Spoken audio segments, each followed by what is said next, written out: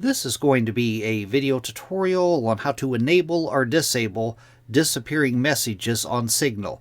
I will be using the desktop app on a desktop PC for this. Let me jump over to Signal. I have the Signal app opened up now.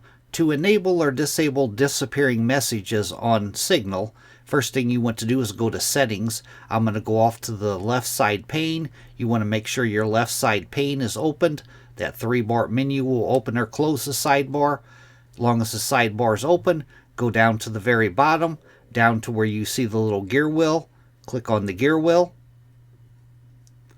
Then on the left side pane here, you want to go down to where it says Privacy. Click on Privacy. Then on the center pane, right down here, Disappearing Messages. It says Default Timer for New Chats. Set a default disappearing message timer for all new chats started by you.